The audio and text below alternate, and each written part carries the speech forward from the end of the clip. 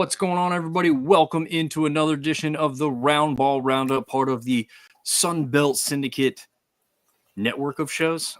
It's a very small network, but we are growing. As you can see, Zach is continuing to join us every week. He must like this well enough and interacting with you guys and sharing his expertise on Sun Belt hoops. So before we get rolling too strongly here, Zach, how are you doing so far tonight?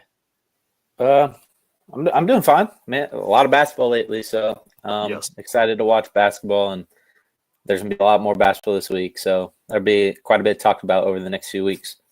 Yes, there will be. And for those that maybe didn't tune into the football episode yesterday, the background is quite a bit different. The setup is different.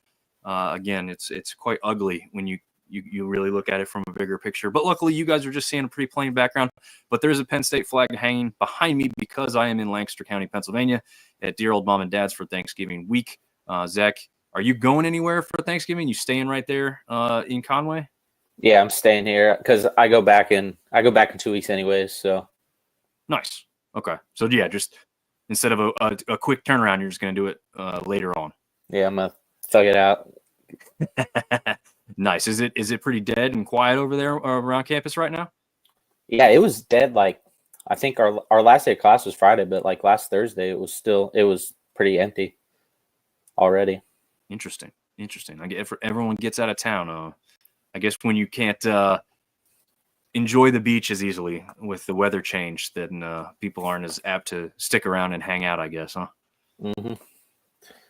Oh, man. Well, we got Ben James who said, "What's up, everybody?" And Wolves up. Tyler Austin is ready for some Sun Belt hoops to get after it on the hardwood. This music selection was nice. Yeah, that was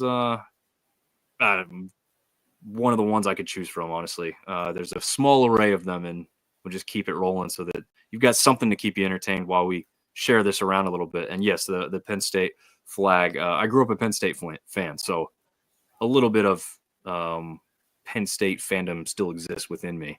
But as you can see, I'm obviously all app stated out. What hat is that you're wearing there, Zach? That's not a Coastal baseball hat, is it? It's a Chicago Cubs hat. Okay. I couldn't tell really. the colors real well, so I had to ask. Yeah, I'm not really a fan. I just go to games sometimes, so kind of pick one up.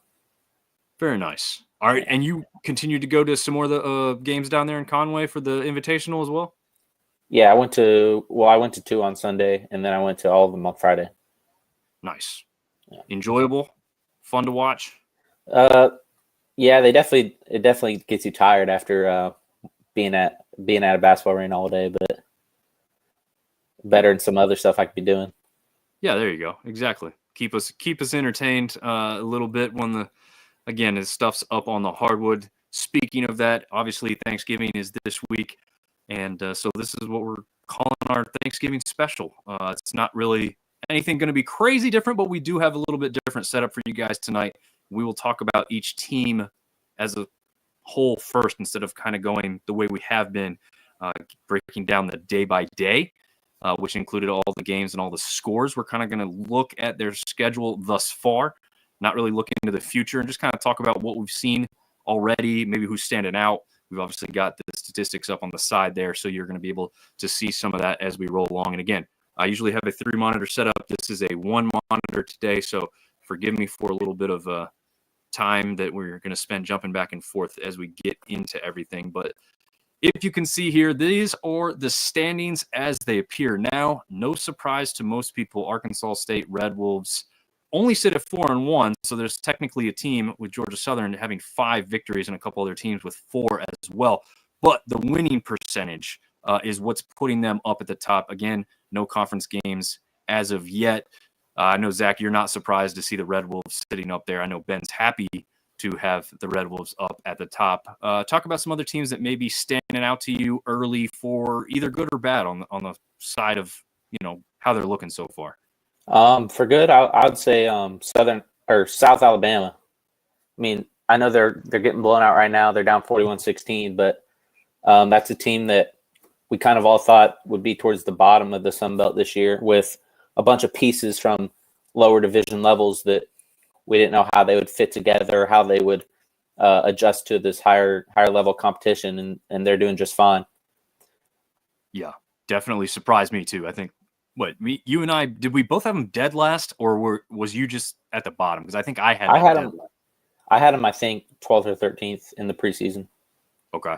Yeah, I think you had ULM down there, right, at the bottom. Yeah. Yeah, looking like a pretty smart pick so far. ULM does have 3 victories, but like you said, 2 of those are non-D1 opponents. Isn't that correct? Yeah. Yeah, and we'll take a closer look at that here in a minute. The one team that I am surprised to see down there at the very bottom is the Cajuns. We did know Katinge was going to be lost for the season before coming in. Obviously, that's a much bigger loss than anyone had intended, because I don't care what you told me about who was hurt. I would have said that they probably could overcome and still have a decent start to the year. It was just going to be how the conference play went. But they now sit at just 1-6 on the season. So a rough start for the Cajuns there. And a lot of other teams are kind of sitting right at or real close to 500 or just above. Talk about your Coastal Carolina Chanticleers, 2-4, 1-1 at home, but 0-3 on the road. Is that something you think is going to continue to happen with some road struggles, or do you think they might be able to kind of flip it around here? I'm sure eventually they'll get some road wins, but it's kind of just a team where, like we said, they brought in 13 transfers, I think, total, if you include the walk-ons. So a lot of change, and they're kind of just gelling together. I heard one of the women's coaches at a recent game, one of the women's coaches was talking to the people next to me about the men's basketball team, and they were like, well, Justin Gray, he wants to implement his system, but like, since he got there so late, and he was just trying to get bodies at that point. So maybe these guys don't fit his system 100% of the way. They might only fit his system 75% of the way. So maybe giving him a full year, and next year he'll start getting more of his guys, and we'll start seeing more improvement. But I think towards the end of the year, we'll start seeing them perform a lot better, as well as these other teams have new coaches. They'll be better towards the end of the season. Yeah, I think I agree with that. We've seen that in football. We got Tyler Austin giving South a little bit of a hard time, maybe because he's a little bit of a Troy fan, but he doesn't think they're going to be all that great when it comes down to conference play. They'll kind of be mid-tier, which is kind of where we had them, or even towards the bottom of that. So we'll see if that does play out. But again, when we're talking about Tyler's team specifically, the Trojans in football have really rounded into form. Yes, they did lose to Louisiana this past weekend, but they have looked a lot better as far as the eye test is concerned. And they have had some results here at the end. So, yeah, I believe that you are correct that they will round into form a little bit more towards the end as they get more experience as a team and chemistry gels a little bit further as we go on. So that is kind of a quick look at the standings. Now we'll jump over to that first team that we were talking about. And Tyler said he lives there in Mobile and he's seen them. He says they're nothing special. They just certainly don't look that way tonight. I don't know, Zach, if you've got a better update on the score. Mine's not refreshing on its own for some reason. I've got 38-12 the last I looked at it, Western Illinois. It was 41-12, and now it's 41-22, and South Alabama has the ball 20 seconds left. So going on a little run at the end of that. Yeah, there you go. Not too bad. I know that some people thought they'd have a little promise. I just didn't know if I trusted in it, and it looks like so far I've been wrong, but we'll see. But speaking back on those Cajuns, so we're gonna go in order from bottom to the top of the standings, and then we'll tell you how Zach has his teams ordered after we get through some of this and some of the top guys in the conference thus far as scoring the ball goes. There you see a lot of red, a lot of L's. Their one win over UT Dallas. And we did say that's a D1 team, right, Zach? I think they're D2. Oh, okay. So ESPN did them a little bit of respect and put a logo on. Yeah, they must play a lot of D1 teams. Yeah. They only saved the important ones there. But here's the one thing that stuck out to me a little bit. You're not seeing one guy consistently get the high point total for him. So it does seem in one regard that they're spreading the ball around a little bit on the offensive side of things, but at the same time, it doesn't seem like they're really leaning on that one guy to take over a game and win them games. Although we can see those last 2 games there in a row where do you want to take a stab at pronouncing that last name? El Muta Akil. El Mutakil, I think, or something like that. We're gonna have to figure I'll out have to something find shorter to call find him the pronunciations on the team website. Yeah, it doesn't roll off the tongue real easily. A nickname needs to be found for him because he looks like he's going to be one of their better players. And look at that game against George Washington specifically there too. High point total, high rebounds, and the most assists on the team. So he did try and take over that game, and they did play George Washington pretty close in that 83-74 loss. But again, not getting the results. Is he one that you have gotten to see play just yet? No, I haven't watched much Louisiana. I watched their game against UAB, and I thought name's Christian Wright, transferred from Oregon State. He's their point guard. I thought he was pretty solid, and that was a game where they had a pretty solid lead in the second half and just completely blew it towards the end. Yeah, that was a little bit of a shock. I didn't really know what kind of team UAB had, but yeah, I thought they stood a chance to maybe win that one. UAB blew out somebody before they played Louisiana. Miss. Was it Southern Miss? Yeah, that one was the one that shocked me. I guess I should. That was one where it started out like 28-0 or something like that. Yeah, that was insanity. I couldn't believe that one when I saw it. And obviously kind of a regional matchup where they got embarrassed in that one. So unfortunate. They've had some other games that have kind of gotten away from them. I'm very surprised by them, and we'll save that for when we get to them. But yeah, I'd say they just need to have somebody step up more consistently to be that guy. Wright has 2 games where he's been the high point getter. And if he can continue to up his game with I'll let you pronounce his name one more time. I'll just say Mustafa because that's his first name. There you go, Mustafa. I like that. I'll roll with that too. If Mustafa and Wright can get together and really team up to be a great tandem going down the stretch here, not down the stretch, I guess it's still early in the season, but if they can warm up a little bit more before conference play starts, maybe they can start to turn this thing around. But it is pretty ugly thus far this season for them.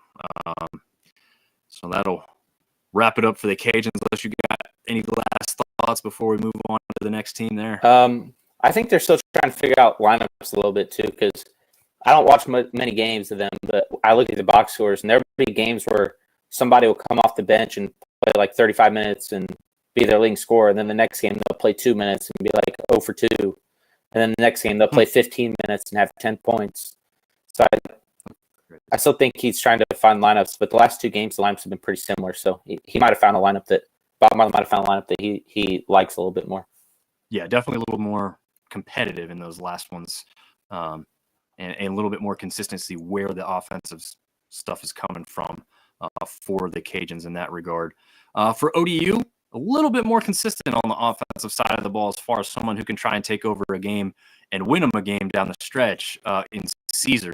That's not really a surprise. We kind of knew he was going to be a name for them coming into the season. And he's been the high point getter in, 5 games? Or is it just 4? It's 4. Okay. And then Dura Gordman has been the high point getter in 2. You were impressed with him coming into the season, right? Yeah. I mean, that's a guy that he's been at 3 other schools, and all 3 of those schools he's been a bucket getter. So I thought he'd be a big piece for them this year. Yeah, and he seems to have done. He has a pretty well-rounded game when he's grabbing stuff off the glass. There, he's got the high rebounds in 3 of those games. And Caesar again also got some games where he's the high assist getter, which they don't have a ton of because again they're struggling a little bit. They've also got just the record of 2 and 6, so again not greatly above the Cajuns in the standings as far as that is concerned. Was the game against? I mean, a High Point's supposed to be a pretty decent team. They're, what are they, Big South, right? I believe so. Yeah. And Duquesne, you said before we went live, what were you saying about Duquesne in that latest game they just had on last night, actually? That was earlier today, yeah. Yep. Some people were kind of up in arms because they lost to a team that was 0-6, but that was a team that they just got their coach retired, so they got a new coach. And then they brought in a bunch of transfers and other people like that. So, and I know a lot of college basketball people were a little bit high on them coming into the year. So maybe they were just trying to figure things out in the first 6 games. It just wasn't coming together. But maybe this is the game that Duquesne found something, goes on a little run that proves all these people that thought they were going to be a solid team right. Yeah. Yeah, that could be really interesting. It could play a favor later on when they look back and see that, maybe that team was better than what that record had said. And again, that High Point game was a loss, but that was a pretty competitive game there, a 73-67 final in that one that happened, essentially on back-to-back nights there. So they went Monday and Tuesday. That's probably an aspect of that Duquesne game that many maybe aren't taking into Sunday, Monday, effect. Tuesday. Oh, yeah, that's true. I didn't even look back further than that. You're right. Sunday, Monday, Tuesday, 3 games in a row. And again, lost all 3. So not doing them any favors to not have some rest days in there. But we'll see if they could continue to build around Mike Jones and the rest of the guys there as the chemistry continues to try and build up in Norfolk. Then, again, the team that we were just talking about a minute ago in the Southern Miss, this was one of my surprise teams. I thought they were going to be really good going into the season, and they are also sitting with just 2 wins, although they haven't played as many games, so they've only got 4 losses compared to ODU, who was sitting at that 6-loss total. They also went back-to-back nights. Looking at it here, Montana State, which was a shocker to me. I know Montana State statistically and record-wise was the better team going in, but I thought I don't really know how a team like Montana State matches up specifically with Southern Miss. At least beforehand, I thought it would probably be a good matchup for Southern Miss in that one, but it doesn't look like it was. Did you get to take any of that one in? No, I think that game was not streamed. Not streamed. A lot of the games since our last episode has not, like, they're either not streamed or on like Flow Hoops or another streaming service that costs more money. So I haven't. And then of course I was at the Myrtle Beach Invitational, so I haven't watched many games the last few days. Yeah, I guess that makes sense there. I guess one thing that I was surprised to see is Corbello hasn't been the point getter that I thought he may be going into the season. I really thought he came in last year a couple times and really took over some games, playing very physical. I think I've talked about it before, but came away like bloody in the face from how hard he was going after rebounds and fighting for stuff. And he's not really standing out. Well, supposedly Ladner suspended him.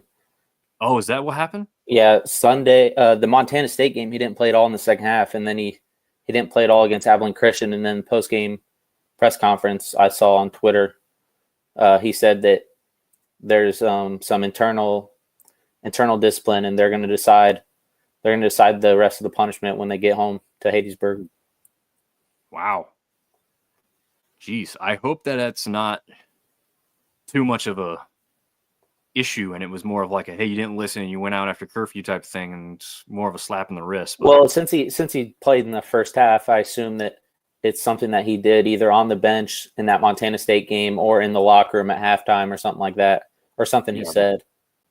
Yeah, that won't be as good.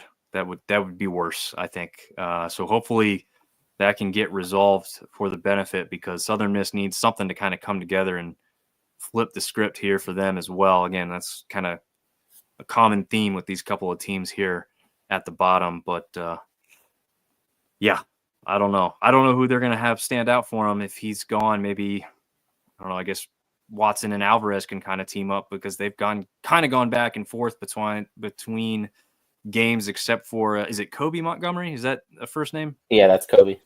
Kobe did get the high point total there against D2 or NAIA Loyola New Orleans. And then their 7-footer Tegra Ize, he's out for the year with a injury. So yeah. Do they still have? They also have a what? Oh, I was going to say, go ahead. They also have like a D2 transfer, John Wade, that a lot of fans and people were super high on. That they're having a tough time getting them eligibility issues, so he hasn't been playing either. Ooh, okay. Well, yeah, that's not going to help now when they need all the help they can get. Is the Yat guy? He started his first game against Abilene Christian. It was the first game that he made. Ladner made some lineup changes. Interesting. I'd love to see him play. I know he was expected to be on the floor some last year, and then obviously didn't get to touch the floor with the injury that kept him out all year. And I expected him to be a little bit bigger of a role if he could especially be that shot blocking presence down low. But they also they're just overall as a team, they're having a really tough time rebounding the ball because I'll have to pull it up, but I checked last night and their team average in rebounds was 28 a game, which is last, and it's not even close. The second to last was Coastal, and they were averaging like almost 36 a game. Wow. That's crazy. I would not have assumed that ever from this Southern Miss team that has been very. Oh no, that was Louisiana. Oh, Louisiana. That I was thinking of. Okay. But I mean, they're still at the bottom, averaging 35 and a half a game. They're at the bottom of the Sun Belt. Jeez, yeah. So, not what I expected to see from them coming in. That's for sure. I'll tell you that. So hopefully they can get going here. All right, your team. You want to take the lead on this one and just talk about what you've seen, who's kind of standing out, which pretty obvious with the name you're seeing there on the points the most often. But what are you seeing out of the shots you either like, dislike, or think's going to really improve as they go along here?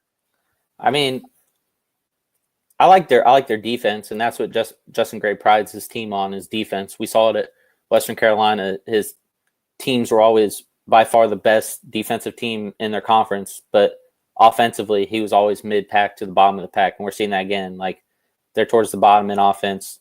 I've said multiple times that they need someone to step up and help Rashid Jones out when he has a bad night, because I think we see, like, when he has bad nights, they struggle to score and they really don't have a hope.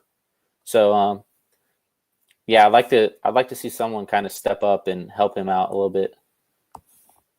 Yeah, that makes sense there. Is there anybody that's kind of been close toeing the line to doing that, or has not really been like one guy just yet? It's kind of been like two or three so far. Well, I think Denzel Hines has been really good. He's transferred from High Point. Didn't play that much at the High Point, but he's starting, and he's averaging, I think, like 10 and 7 or something.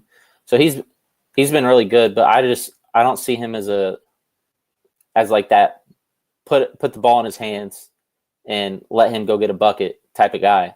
Like, if he's your third or fourth option, I really like it, but I don't know how I feel as of now him being a number 2 or sometimes even number 1 option. Makes sense. Okay. I had my eyes on him before the season started, as far as like my preview stuff was going, because of where he came from at High Point, which I thought of as a pretty good basketball school, and thought maybe he didn't see the floor a lot there, but maybe coming into Coastal, where they may need a little bit more help, he would see the floor a little bit more often. So sounds like that's kind of true in a sense, and they'll see if he can round into form even more as Coastal continues along the way there. And I don't know, just 2 wins, but they've had some tough competition. East Carolina's still really good so far this year, aren't they? I think they kind of struggled in their tournament, if I'm not mistaken, that they just played in. But I mean, yeah, it's still a solid team. Yeah. So at East Carolina, at NC State. That Alabama A&M loss is really bad, though. Yeah, I was just gonna say maybe that's the one you question, because were they winless before that game?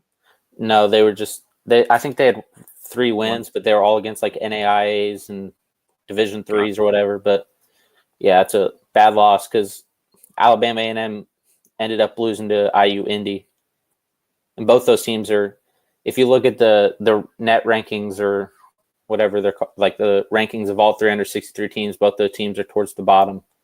Oof. So yeah, I know I didn't watch the game, but I know they were up. Coastal was up 10.5, and then they were up, I think, like 15 or so in the second half, and turnovers and just missing shots kind of derailed that. Yeah, makes sense, and that's a great answer to Ben James's question. He says, "How does Coastal lose to Alabama A&M?" 19 turnovers. Yeah, that's not going to get it done on the win column, which is a little disappointing there. But it's also hard sometimes for some fans to separate basketball from football too. I don't know how much you have that. You have a better basketball knowledge base and mind than a lot of us.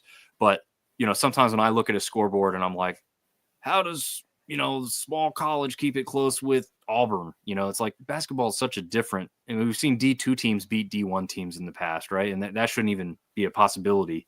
And it's just kind of crazy to try and separate some of that stuff sometimes.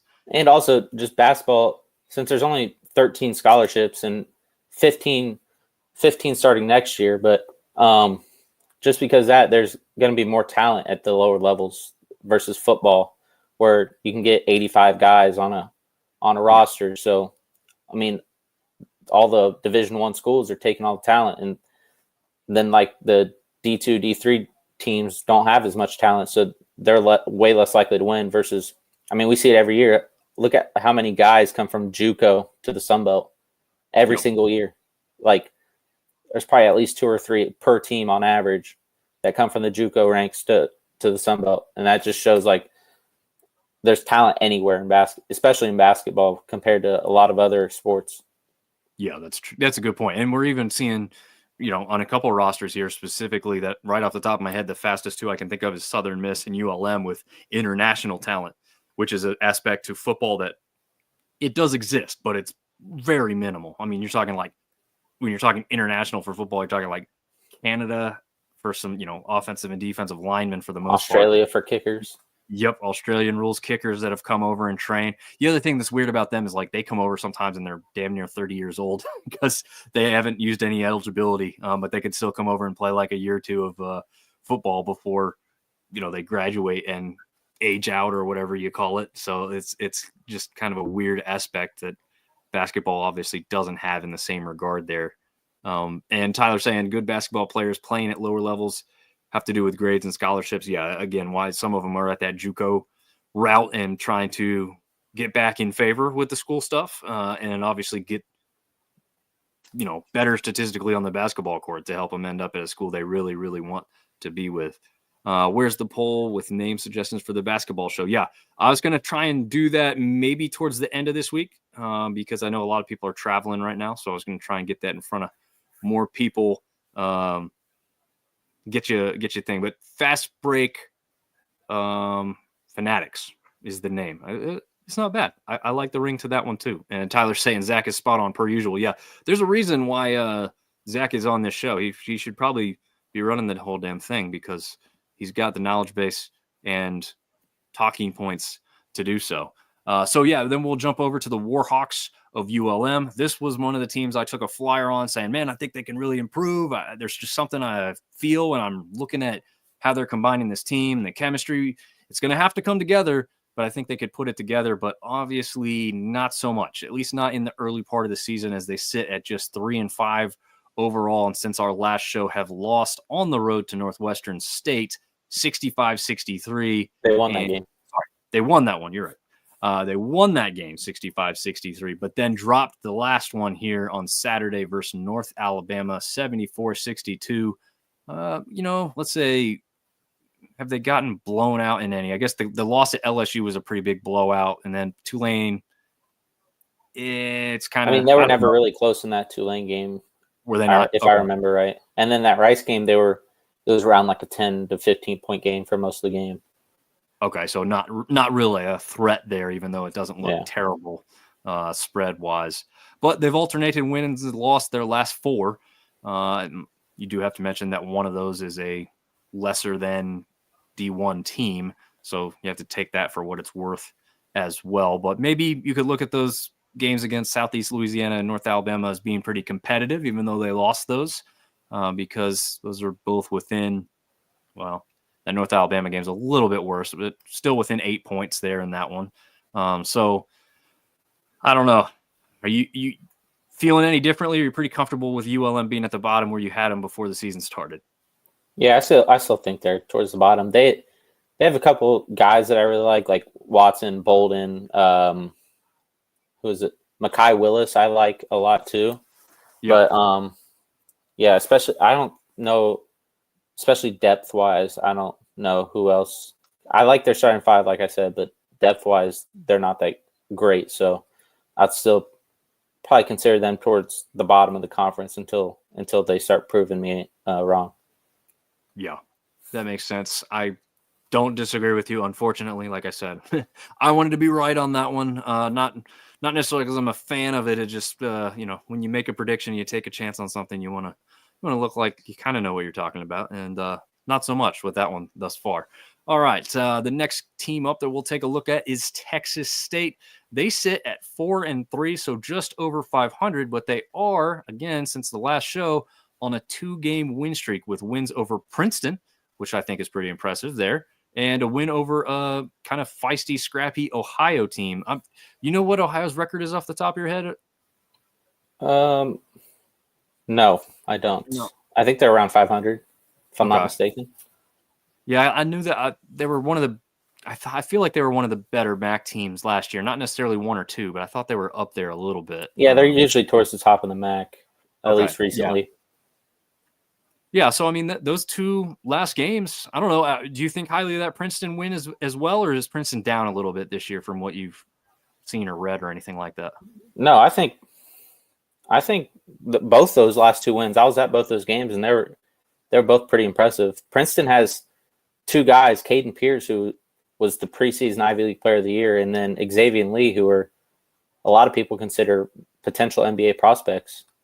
And they were up big, and then Princeton came back and took a lead late in that game, and Texas State kind of came back and won that game. So, and then the Ohio game, they were in control for a lot of that game. You see Tyrell Pope had 24, that was a career high. And then I thought in the 3 games total, Caden Gums, their whole offense runs around him. Him getting downhill and making a play, either spreading it out or finishing at the rim. So I think that's a guy, when we look towards the end of the year, when we're making our all Sunbelt teams, that could be a guy that, especially if Texas State does good, that we consider highly. We think highly of, because like I said, their offense completely runs around him. And then Tyrell Morgan was also really good, just making shots, coming off an injury too. Yeah, Caden Gum's been really impressive. We're going to see his name again as we get down the road here. So that was a great breakdown of Texas State and where they sit now, where they could go with these latest 2 wins being pretty impressive there. Yeah, Tyler's saying I'm always trying to find a bright spot somewhere with these Sunbelt teams. Yeah, once conference play starts, I'll probably stop being a little bit I won't be as nice, maybe, because then you got to get into why we're all here, which is battling each other. But when they're out of conference teams, man, I want everybody to win them all. I know that's not realistic, but you want the conference to be as best as possible. Yes, and we've seen how important that is, right, Zach? Like, yeah, at the end of the year, when you're thinking about bubble teams, last year the Sun Belt didn't have a lot of respect. You had 2 really good teams at the top. Obviously, Arkansas State came on strong late, and Troy was up there as well.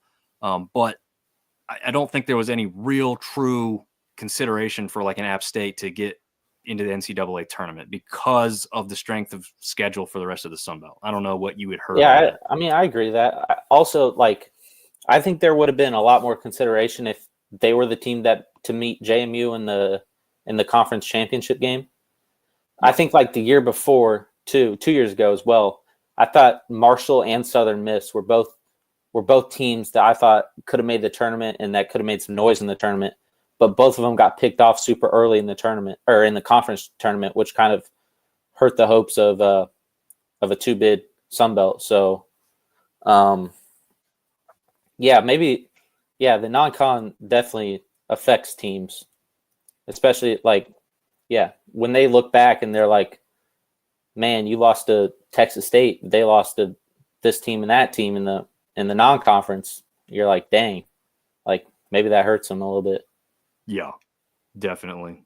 I too many of those weird ones for a few teams. Like App State had those 1 or 2 losses last year. You're like, how did you lose that one? Yeah, then they beat Auburn and beat JMU, and you're like, geez, maybe if you don't lose those 1 or 2 games in the non-conference, maybe you get considered a lot heavier as a first 4 team. Yep, no doubt about it. Tyler's got a little. I don't call it a dig, I guess, because it's pretty true. But he says you're like, man, they scored 0 in the paint. But when you look at it, all 5 players were there fighting for the ball, so you gotta like that.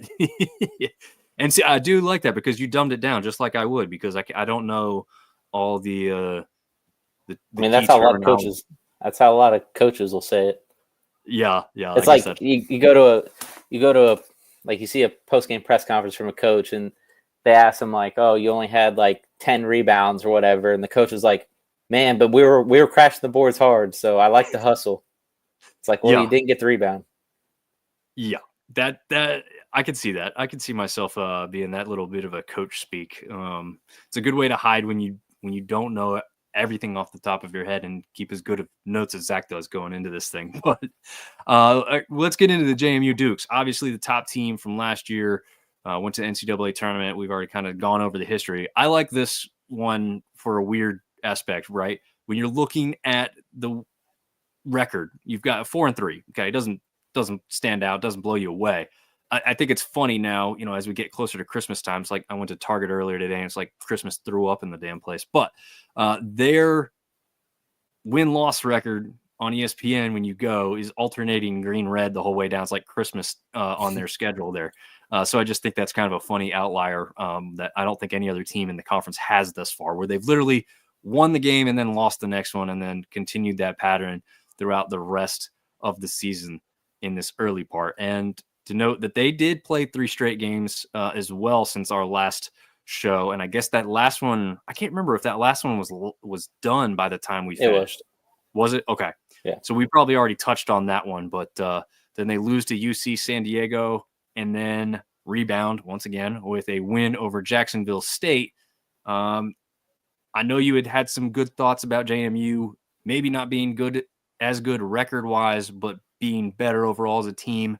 And obviously that may not happen immediately. But are you kind of concerned here with this start after getting to this point where they're just sitting at 4-3?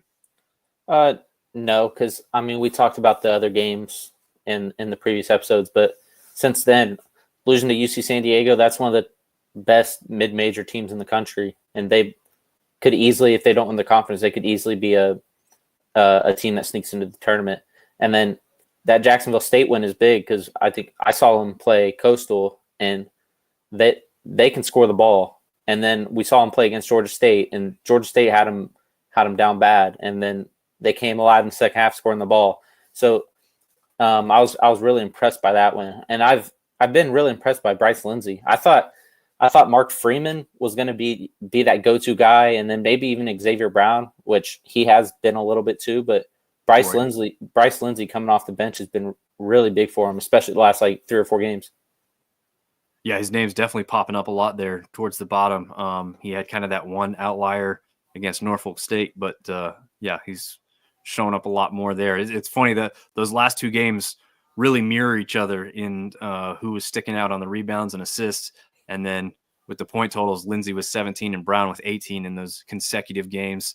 Kind of interesting that it was so similar and also similar scoring outputs all the way around. So it's just like they played, a very, very similar game from night to night. It's just, again, like you said, maybe running into that really good UC San Diego team was reason they didn't take that one over that good of a team. But yeah, I guess you're right. Maybe not too concerned there, even though the record doesn't stand out at this point like it did last year. A team that was down a little bit last year, the Marshall Thundering Herd, sit at just 3-2, so just barely above 500 there. They've played one game. They've played a really small amount of games since the last time we've talked. They've played exactly one. The whole week in between, which was pretty rare for most of the other teams in the conference here. That was a 80-45 loss to number 6 Purdue. I'm guessing you're being a little bit of a Purdue. I don't know. You call yourself a Purdue fan or? Yeah, I would say so. I grew up in Indiana. I had some family that went to Purdue. Friends go to Purdue. My favorite. I'm a Saints fan just because Drew Brees went to Purdue. So consider myself a Purdue fan, I guess. Nice. Okay. So was that one? I would assume that number 6 was on TV somewhere, or at least streaming somewhere. Big Ten Network. Yep. Okay. So you got to see some of that one. Yep. I think I watched pretty much the whole game because, nice. Yeah, I usually kind of try to stick out Purdue games, especially if they're blowouts, because I know a guy that is a walk-on at Purdue, so see him get on the floor a little bit sometimes. Very nice. Very nice. So it looks like Martin was the standout there, and obviously didn't have a tremendous game with how good Purdue can be defensively. But he has been a standout so far this season. We'll see his name again later on as well. But was he pretty evident to find on the court for Marshall throughout that game? I mean, I don't think anyone really was. I mean, both their bigs, both Anachili Killen and Martin, if I weren't mistaken, were both in a decent amount of foul trouble. And then Purdue's athleticism and size just proved to be the difference. You could tell there's a difference between Big Ten and Sun Belt, or at least Purdue and Marshall. Because I won't say Big Ten Sun Belt because obviously James Madison beat Michigan State last year and Wisconsin. Yep. So, but you could definitely tell that the size, the speed, and the athleticism was much different for Purdue compared to Marshall. That makes sense. Makes a lot of sense. Yeah, I would say besides an outlier like JMU last year, the Big Ten will typically be well above the Sun Belt historically, as far as basketball is concerned, with what they've been able to. I think maybe forever. Yeah, that one's going to be tough to ever overcome. So I think I'd agree with you on that one. So we'll see. We haven't seen enough, I don't feel like, out of Marshall, but not a terrible start to the year. They just haven't played as many games as a lot of the other teams, so a little bit harder to get an exact read on at this point. Okay, Georgia State Panthers, kind of the same outlook, I guess, because they've only played 6 games. They're sitting at just 500 at 3-3 overall. Their latest 2 games were a win over North Carolina Central, which they struggled mightily at the outset of that game. They were down double digits at least. Was it 20 or more at one point? I don't think so, but I didn't watch the game. But I kind of checked in on the score every once in a while. But I don't think it ever got that big. And apparently Tyler's saying he just saw Grand Canyon just beat Stanford. Grand Canyon, like you said earlier, Zach, with UC San Diego, Grand Canyon a big standout when it comes to mid-major basketball here lately. Oh yeah, I think they're definitely a team that doesn't shock me, especially Stanford being towards the bottom of the ACC. Grand Canyon also has a guy that might be a first-round pick in the NBA, Ty Grant Foster, so it doesn't really surprise me too much. Nice. Yeah, that Grand Canyon I feel like university-wise just kind of came out of nowhere. It's just, I mean, have you seen their home atmospheres? Yeah. Like, that might be the best home atmosphere in the country. It's up there with some of those like Kansas and some Duke and some of those other schools. Yeah, it definitely is a raucous crowd. It does look like a lot of fun. To go to a school called Grand Canyon too would be pretty cool. I mean, I went to the Grand Canyon itself when I was a kid. I don't remember it greatly, but I do have some fond memories of it. So to be going to school in an area like that of the country is kind of cool. Ben James said he might be checking out the A-State versus Memphis game. That's a close by one for those two teams. A pretty regional rivalry there. And he says Michigan State also lost to Memphis in the Maui Invitational. How do they lose to Austin Peay? I don't know. Zach, did you get to either watch any of that or keep up with how that game against Austin Peay went? No, it wasn't streamed, and then like the stats weren't updated on like ESPN or anything until after the game, so I didn't see anything. All I know is the Georgia State social media team has been posting out like their starting fives every game, like every other school, and I think they've got it wrong the last like 4 games. They've put like the same graphic. It's like they put Malik Ferguson in the starting lineup, and he hasn't started in the last 4 games. He didn't even play today. Oh, geez. But it's like, yeah. I did see Justin Archer came back, which is a guy that he came back from injury today. Only played 6 minutes, but good to see him back on the floor. Yeah, that is good for me too, because like I said, I'm trying to look like I know what the hell I'm talking about here. But McMullen's been a standout for them too so far. So I think he is. Oh, I just had it up. He's leading the conference in rebounds. He's leading the conference in rebounds, and I think he's like tied for 11th or 12th nationally in rebounds. Yeah, he's up there. Yeah, he's definitely doing very well. So keep an eye out for him when we're getting into conference play here shortly. Appalachian State, the next team up. As you can see, I'm decked out here tonight on stream for this one. Not a hot start to the season. I really wasn't impressed. I didn't think I would be necessarily with what they had lost, the turnover they had there.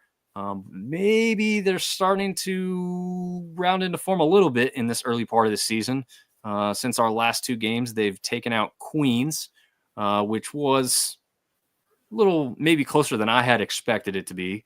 And then William and Mary, I didn't really know what to make of that game going in, but they get that crazy shot at the buzzer. I guess they didn't need the 3, but they put the dagger in it because what was it? I think there was 0.2 left on the clock when that one dropped. Yeah, when it went through, I think it was 0.2. Yeah, so raucous crowd atmosphere. Luckily for them, a lot of people were in town for that JMU football game, and you seem like a decent amount of them stuck around. I know they've had some attendance issues for basketball, but it looked like almost maybe 3,000 people, like 2,600 or something like that, I think was apparently gone through the door, which again, for anybody in the mountain region, sans JMU, for whatever reason, they seem to do really well attendance-wise, I should say. In ODU, obviously, it doesn't matter if they're good or not. Apparently, they're just going to continue to sell out their arena over there. But yeah, I mean, App State, Huntley, and Tate. I mean, that's pretty easy to see. Those guys stuck around for a reason. They're the 2 that are really standing out thus far in the early part of the season. We know that Abrams, had a little bit of injury to start with, but seems to be coming on a little bit better. The only thing I'd say for App, and maybe you share your thoughts on whatever you've seen from them too, is Treadgill. I thought maybe it might be a little bit better from the shooting aspect, and I haven't been completely blown away or really all that impressed with what he's done thus far. I mean, obviously, again, a little bit of chemistry maybe that comes along and he gets better as the season goes on, but I just thought might come in and be a little bit more electric immediately. Yeah, I haven't caught too many, or I've watched some App State games, but it's not like I'm sitting here like focused on it. It's kind of like in the background as I'm like doing something else, but. Well, yeah, like you said, when you look in the stats wise, he's not shooting the ball well. But I mean, if you look at when he was at Charlotte, he didn't shoot nearly this much as well. So maybe it's just him.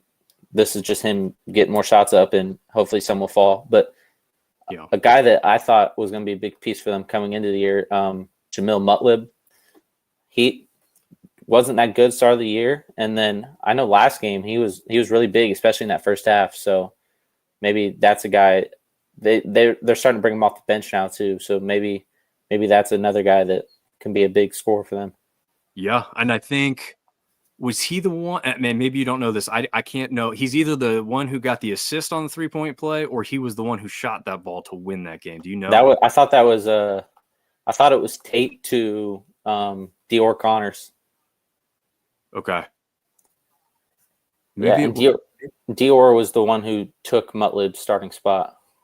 Okay. If I'm not mistaken. Okay. No, I just thought I'd heard his name as one of the ones, but maybe I'm just mistaken. It was Dior Connors. I mean, okay. Mutlib did have a big game. He was 4 for 7 in 15 minutes, 12 points. Gotcha. Off the bench for him, so. Nice. Okay. And Tyler mentioning, I didn't know that off the top of my head, but he says it, I can remember. The Grand Canyon mascot is the antelope. Yeah, definitely a very cool name that you don't see often enough when it comes to athletics. So, yeah, definitely a cool reason to, randomly cheer on the Grand Canyon antelopes if you want to do that there. Okay, 3 straight wins or 3 straight seasons of 20 wins here for the Troy Trojans, and off to a pretty good start to this one, 4-2 so far. One of those losses to Oregon. Actually, let's just say both of those losses to teams that are pretty good coming into the year. Number 18 ranked Arkansas kept it somewhat respectable, maybe for what some people had expected. And I know Oregon was undefeated when that game took place. I'm not sure. They lost today. Did they lose today? Okay. I believe so. So it's an Oregon team that looks pretty good. And again, they had 4 straight road games in that stretch. So now coming back at home, they got they got UTSA, I should say, at home, which I think is a pretty good win. I don't know if, again, this is one of those times when you kind of confuse football with basketball and you're like, yeah, UTSA has been good, but that's been football. And I'm not sure I can think that they've really been all that much of a standout in basketball thus far. Not recently. They just fired their coach as well and got a new coach, and but they definitely have some pieces that can make them really good, especially towards the end of the year. Like we said, with new coaches, it might take a little bit of time. Yeah, definitely. We've got Connerway sticking out, Fields, Rigsby. You're seeing a lot of those names, a bunch. It seems like they've got a very, very solid core. We talked about that coming into the season, about how he's got a very, very family-like atmosphere there for Coach, and that includes his son now, who's on the team. Not sure he's seen a ton of floor time, but his son is there playing with him this season I guess he's a true freshman, right? Yep. Yeah. So interesting there for the Trojans and their fans as they continue to roll along pretty nicely, I'd say, for the early part of the season and look pretty comfortable in getting closer to those 20 wins another time. And Warren is saying time for Troy to take the next step. NCAA. Yeah. I mean, with some of these top teams from last year faltering so far to start with, does seem like a year where Troy could take advantage, especially if they reach that 20 win total yet again. Okay, our little surprise team here, South Alabama, didn't start off so hot, just 1-2 to start the year, but have gone on a 3-game stretch of nothing but victories over Mercer, one over Spring Hill, which obviously isn't all that impressive there, but then they get another D1 victory over Incarnate Word on Monday night. They went a week between games, so there was another team there that went a long stretch without playing, but Miles Corey sticking out like a sore thumb in a good way for the Jaguars so far this season, right? Yeah, I think I said the last episode of the season ended today, he's probably the Sun Belt Player of the Year. Like, it's a guy that one of those guys from a lower division level that we didn't know how it was going to pan out, and he's come in and adapted, I guess you can say, more than well. Yeah, for sure. I mean, I think right now he's leading the conference in scoring. Again, that's not with any actual conference play, but he is up there, and we will get to him here in a minute. So the Jaguars continue to roll along and make it look easier than I thought that they might. They're down 9 with 8 minutes left right now. Okay, so they have cut it further though, so we'll have to see what happens there with that one. So keep us up to date on that one, because again, my screen is not automatically refreshing down here in this dark, dingy basement. But Tyler's saying of the last 3, the only respectable one is Mercer. Yeah, we did talk about Mercer being a really good SoCon team. And speaking of the SoCon, a team that came over with App State from that place within the last few years here, Georgia Southern, one of the more impressive teams thus far this year, sitting at 5-2 right now. Lost to UNC Wilmington, who's been a very good basketball team over the last few years. But then they did trip up to William and Mary, a team that we saw App State get by at the buzzer almost just the other night. They lost that one as a surprise, 102-87. But again, that was the end of 3 straight games for them, and that was the what was that called? The Rock Hill Classic, right? Yeah, I think so. It was at Winthrop. Yeah. And what we had said, none of those games were on ESPN Plus or anything for us, right? I believe I know what the Winthrop game was, but I don't know about the other 2 because I didn't watch the other 2. But the Winthrop game, I remember watching. Gotcha. Okay. Yeah, and then they rebound after that one to get that win over West Georgia. Again, a team that everyone seems to get a chance at here in the Sun Belt over there on that east side there. But yeah, impressive. We'll see if they can continue to run it up. And I know you and I had them pretty good standing-wise before the season started. We thought they'd kind of be in this general area right now, right? Yeah, I mean, that was a team that a lot of the preseason polls and the preseason rankings didn't have up towards the top, and I was just generally confused with the way they were playing down the stretch, and then bringing back a bunch of key pieces, and then adding a bunch of key pieces as well. So it's not really surprising me that they're up there towards the top of the Sun Belt, but maybe a surprise to a lot of other people. Yeah, not surprising to me either. I thought they had a chance to do this, and they are taking advantage thus far. Ben is asking where Winthrop is located. Maybe you can help me exactly, Zach, but I think it's a little south of Charlotte in South Carolina. Yeah, I think it's far. I'm not exactly sure where it's at, but I think it's right below the the border between South Carolina and North Carolina, up towards Charlotte, up towards that area. It's not like down towards Wilmington. Yeah. It's up there Yeah, towards the Charlotte area. Yeah. Close to Carowinds theme park, probably. If you know where that is, those that are familiar with the area or not. 4-point game. 4-point? Wow. Yep.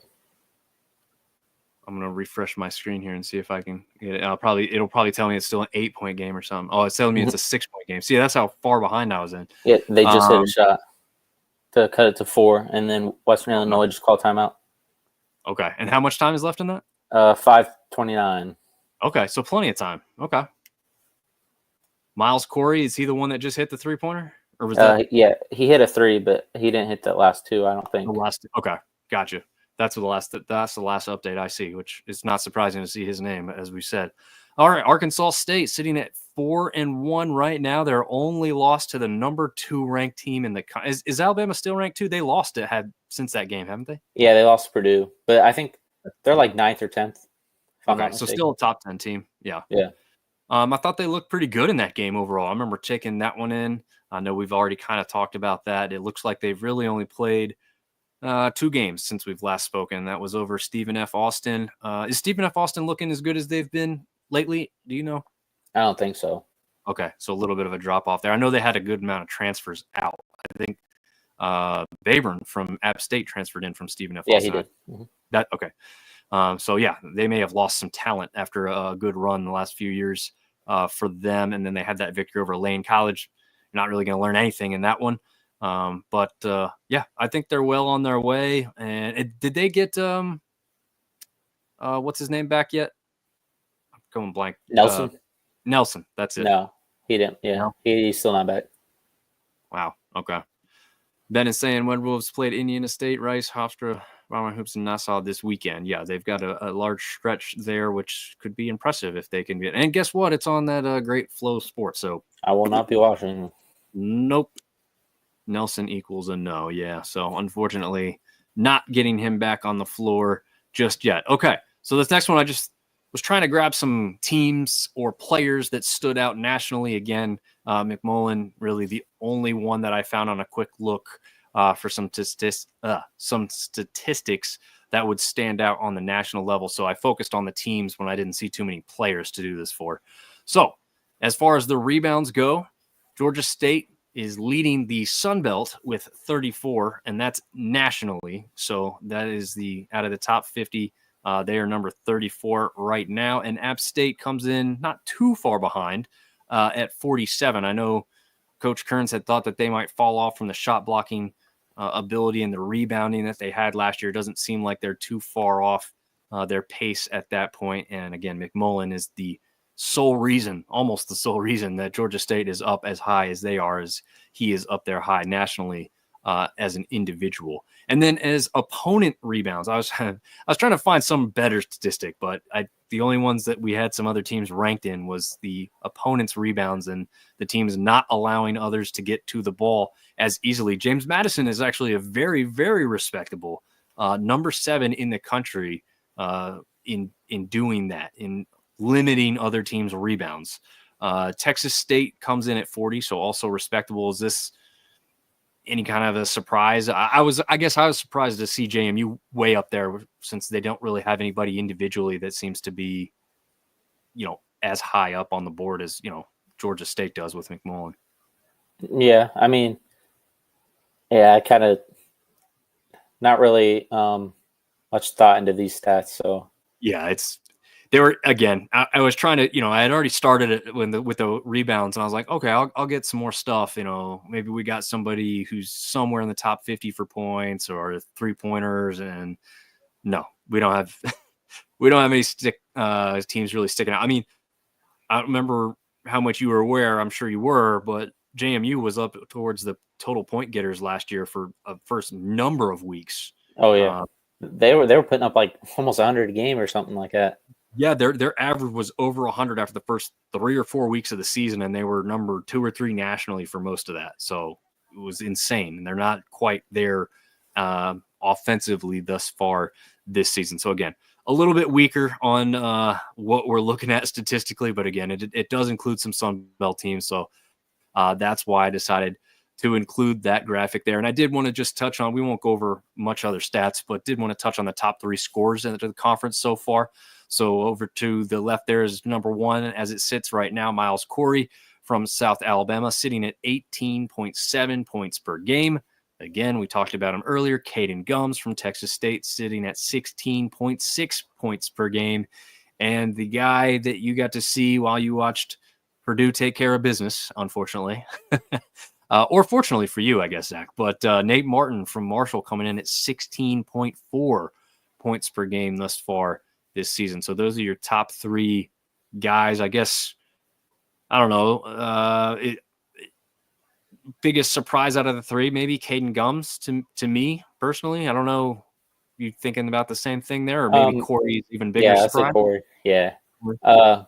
Yeah, especially seeing the last 3 games, Texas State, they're seeing how their offense runs is completely around Caden Gums' ability to get downhill and make a play. So, and then he was really good as a freshman last year too. So it doesn't really shock me too much. Gotcha.